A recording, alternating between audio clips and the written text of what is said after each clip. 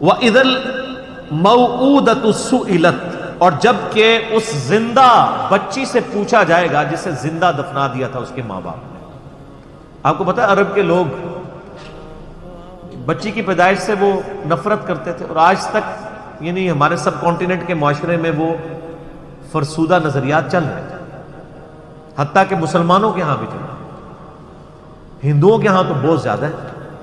8 سے 15 سال پہلے کی آلموسٹ رپورٹ ہے بی بی سی کی کہ انڈیا کے اندر روزانہ 3000 بچیاں پریگنینسی کے دوران مار دی جاتی تھی۔ 3000 روزانہ۔ ظاہر ہے کہ 1 ارب سے زیادہ جب آبادی ہوگی، اب تو 1.5 ارب کے قریب پہنچ چکی، تو اس میں 3000 تو کچھ بھی نہیں۔ اسی وجہ سے آج انڈیا میں مردوں کی تعداد عورتوں سے زیادہ ہو گئی۔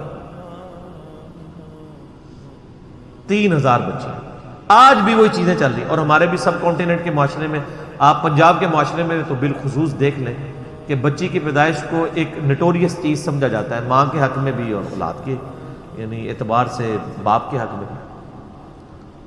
اور وہ ساسیں جو خود فیمیل جینڈر سے تعلق رکھتی ہیں، وہ اپنے پوتی کے پیدا ہونے کے اوپر ناخوش ہو رہی ہوتی ہیں، حالانکہ انہوں نے نہیں سوچا کہ کیا وہ خود مرد تھی۔ وہ اگر فیمیل پیدا ہوئی ہے تو ٹھیک ہے، لیکن ان کے بیٹے کے ہاں اگر کوئی بچی پیدا ہو گئی ہے تو غلط ہے۔ کتنی یہ بری ٹریڈیشن ہے۔ یہ علیحدہ بات ہے کہ بعد میں جب وہ بچے بڑے ہوتے ہیں تو بچوں کی وجہ سے اولاد کا جو بچوں والا جینڈر ہے اس کی پورشن کی وجہ سے ماں باپ جو ہے ذلیل ہو رہے ہوتے ہیں، اور بچیوں کی وجہ سے وہ سکھی ہوتے ہیں۔ یہ علیحدہ بات ہے، زیادہ تر ہم نے یہی دیکھا۔ تو اللہ تعالیٰ فرماتا ہے قیامت دن اس بچی کو زندہ کر کے اللہ تعالیٰ اس سے پوچھے گا بِأَيِّ ذَنبٍ قُتِلَتْ، تجھے کس گناہ کے سبب قتل کیا گیا تھا۔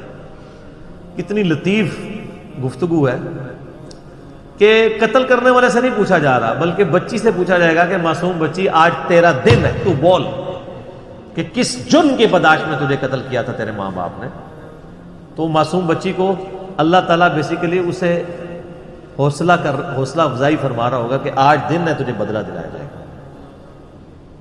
کتنے صحابہ تھے جنہوں نے یعنی ایمان لانے سے پہلے کفر کی حالت میں اس طرح کے جرائم کیے تھے، اور اللہ تبارک و تعالیٰ نے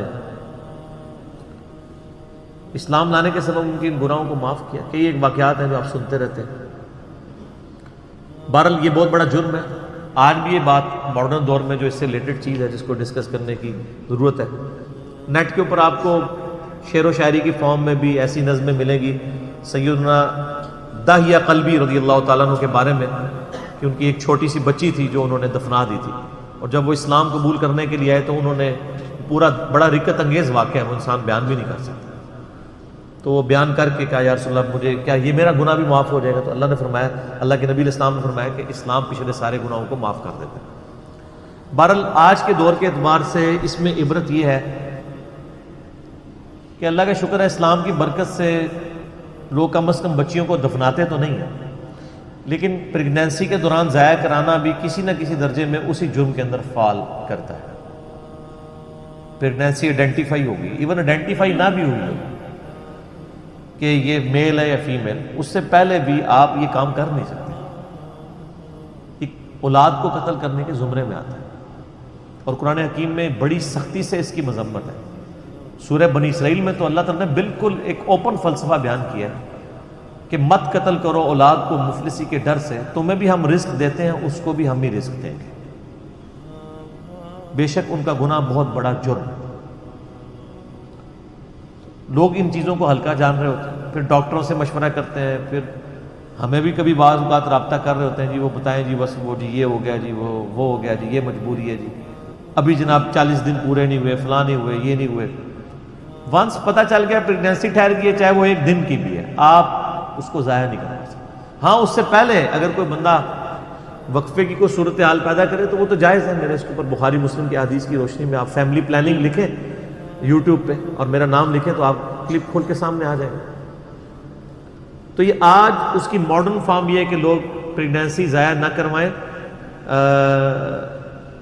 یعنی لیکن جو ہے وہ جب آئیڈینٹیفائی ہو جائے تو پتہ چلے کہ فیمیل ہے تو پھر اس وقت ضائع کروا دیں۔ یا اس سے پہلے بھی کروائیں، یہ ایک ماڈرن فارم ہے، تو یہ بھی اسی طریقے سے اس کو کنڈیم کیا جائے گا۔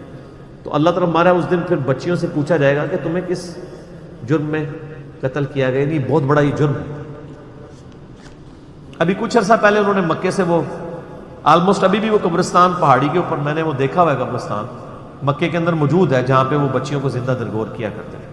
اب چونکہ مسجد حرام کی توسیع ہو چکی ہے، لہذا وہ تقریباً آلموسٹ مسجد حرام کے قریب ہی، اگر آپ وہ باب الفاد والی سائڈ سے باہر نکلیں تو وہ پہاڑی پہ وہ اس قبرستان کی باقیات موجود ہیں جو انہوں نے مخصوص کیا ہوا تھا جہاں پہ بچیوں کو زندہ دفن کیا کرتے ہیں۔